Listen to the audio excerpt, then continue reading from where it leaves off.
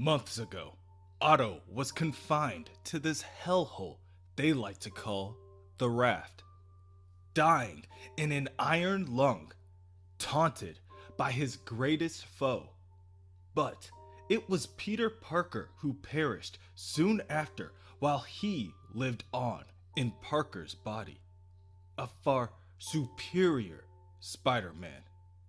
The legacy of Otto Octavius has yet to be addressed, but when it is, a key part will be that Otto refused to let inferiors dictate the terms of his demise, that those who sought to kill him met their own end instead.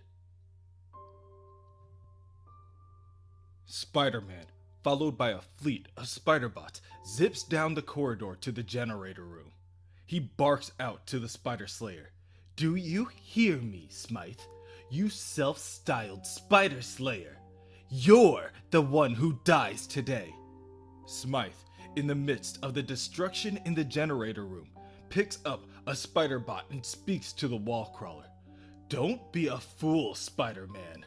I'm not out to kill you this time. All I want is my freedom. Drop the defenses you used to seal us all in here. Let me out, and I will halt my attack. I'll call off Scorpion and the Vulture. But if I don't, they'll kill Mayor Jameson and the other civilians. Even you, in your monumental arrogance, can't really believe that you can stop me and save them. Just give me what I want and we'll all leave here alive." Spider-Man and his fleet of Spider-Bots burst through a nearby wall to the generator room. "There is only one way you're leaving this island, Smythe. In a body bag." "So be it," Smythe says as he crushes the Spider-Bot in his hand. "To the death!" Elsewhere, within the viewing room, the civilians huddle together within the small circular barrier erected by the surrounding Spider-Bots. Fear creeps in as they can barely see a little farther than what passes the glow of the force field. Then, the hairs on the back of their necks stand tall as an eeriness cuts through the air, and from out the darkness appears the Vulture. "How thoughtful," he says as he soars around the barrier examining its weak points. "All of you bundled here together like a present. A force field generated by Spider-Man's robots. Impressive technology. Of course, I have some of my own. It looks as though the field protects the robots as well, but I can see it's weaker at the points of generation." The Vulture aims his metallic feathers at the Spider-Bots and is able to destroy one with ease. The barrier begins to dissipate and the civilians begin to try to reason to the aerial criminal, the priest to the goodness in him, the reporter and mayor's assistant to spin the story, the legal counsel for his right to plead insanity. And while the Vulture is stalled and spiraling around what is left of the barrier, Ted Shipley, head of security, tells the other officers his plan. "The second that force field's down, we blast him. The guy's a killer, and he's not the only one running loose around here." In the next corridor, Mayor Jameson continues to try to navigate around the maze of a prison. He knows there is trouble coming. He knows firsthand how dangerous Alistair Smythe could be. At that moment, he hears a scratching in the distance, followed by a faint rumbling. "Who's there?" he asks, aiming his weapon upward. "Don't think you can hide from me." Seconds later, Scorpion shatters a nearby wall. "Wouldn't think of it, Jameson. At last, I'm finally gonna get my hands on the guy I hate most in this world. And my claws, and jaws, and stinger." Scorpion lifts his mechanical tail and points the stinger at Jonah. In retaliation, Jonah fires from his weapon, but each of the bullets bounce off the Scorpion's armor. The Scorpion walks closer and slams his tail down. But, out of nowhere, Mayor Jameson is saved by someone he did not expect. "Lizard?" Scorpion asked, surprised. "Out of my way, you smug monster, or not a monster. I'm Curtis Connors, and I will never let the monsters win again." In the generator room, Spider-Man and the Spider Slayer continue to battle it out.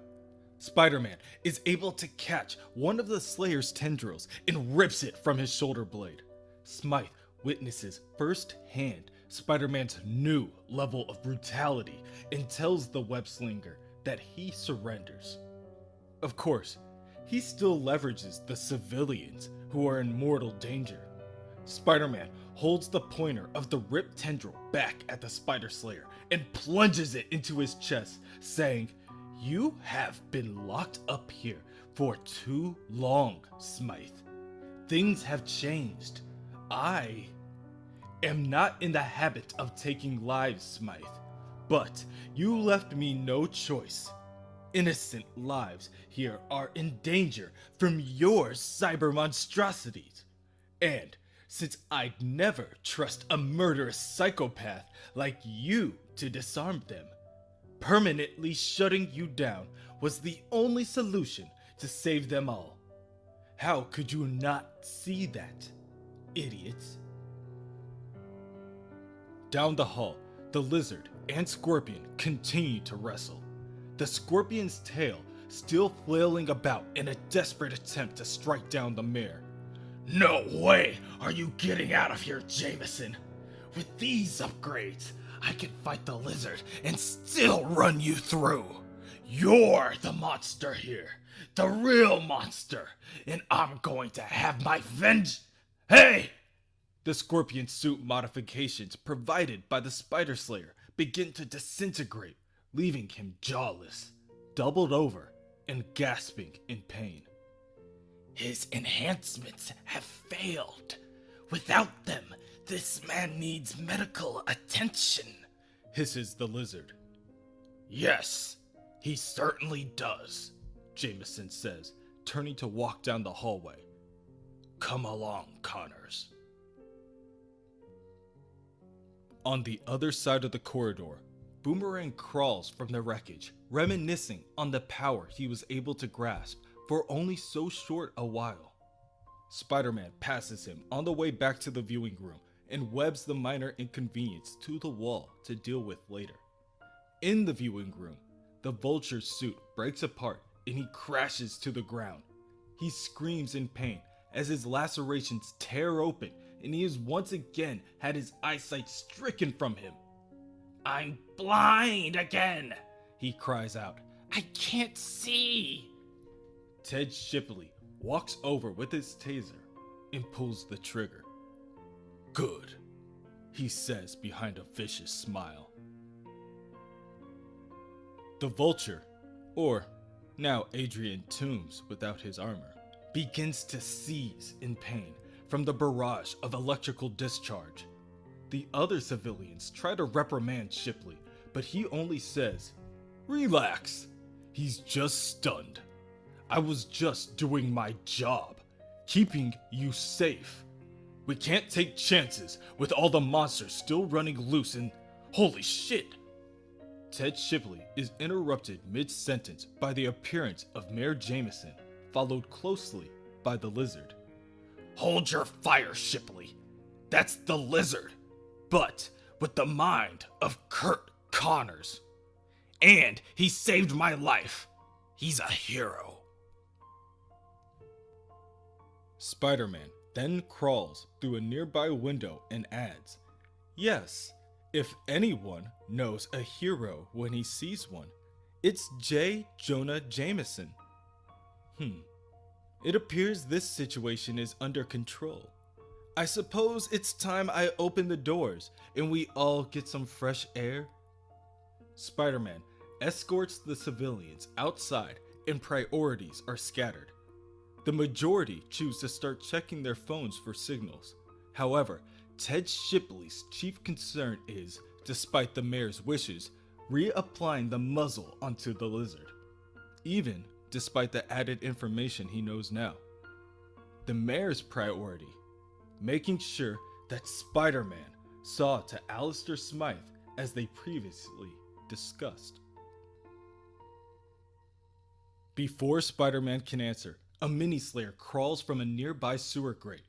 Spider-Man's spider senses go off and he is instantly back on alert.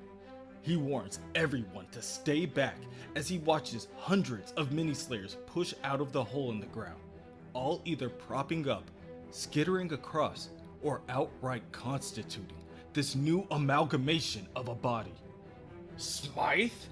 Jonah asks as Spider-Man pushes him back. You said he was dead! Then, one of the Spider Slayer's tendrils launches forward like a missile. It is easily dodged by Spider-Man, but the lizard, now with his movements restricted, is pierced through the side of the chest. I am, the Slayer replies. My body, at least, and my consciousness will soon follow, but I will have company. Ted Shipley fires off his taser at Smythe, but the attack is blocked. Smythe then follows up by plunging a tendril into him as well. I only wanted to get out. Now, I have, for all the good it's done me. All I've got left is to live up to my name. To slay you, Spider-Man. To slay all of you. And you have nowhere to run. Spider-Man webs the Spider Slayer's tendrils down before sprinting forward and tackling the villain into the rocky shore below, stating, "Nor do you." Even as Smythe crashes to the ground, he taunts at Spider-Man. "Fool, you did exactly what I wanted. My brain function will cease in seconds, but not before." The tendrils on top of Smythe's head grab a hold and wrap around Spider-Man's skull. My consciousness transfers into you. No one will know. I will have my ultimate revenge on you, Spider-Man. I'll steal your very life. I will... Wait. Why isn't it working?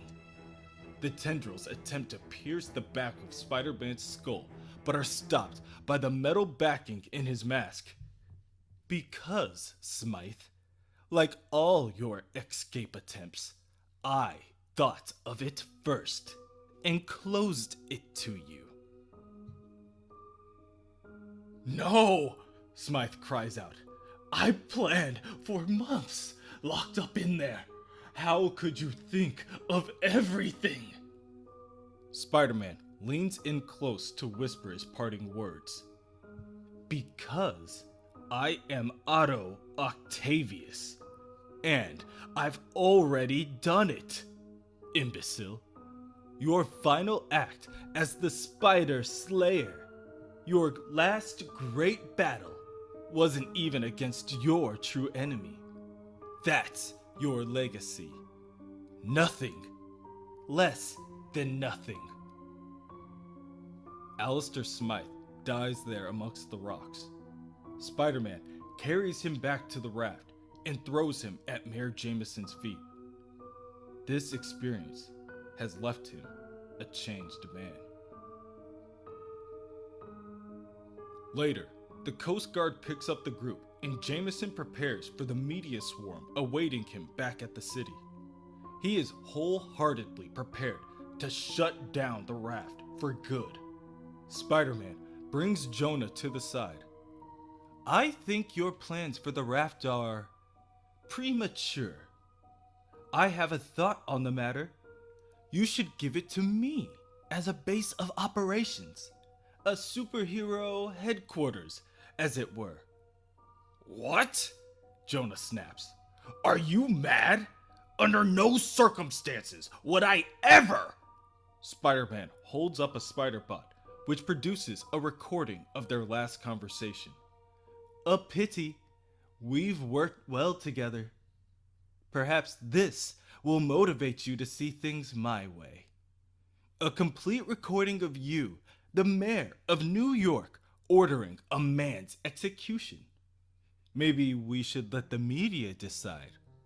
Or a jury of your peers. To Jonah, Spider-Man has once again shown his true colors. He has proved what a menace he really is.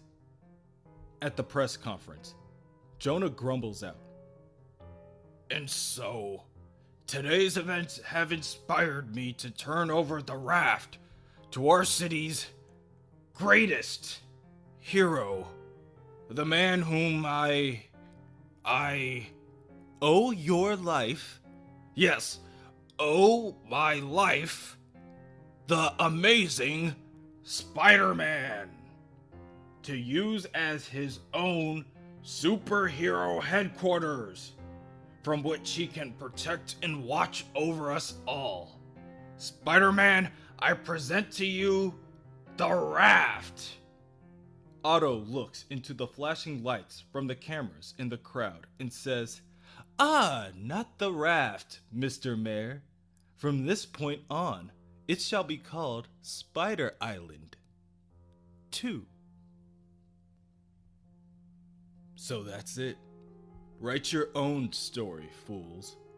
Mark this day well. For today, Otto casts off the last of the chains Peter Parker saddled him with, and he begins creating his own legacy.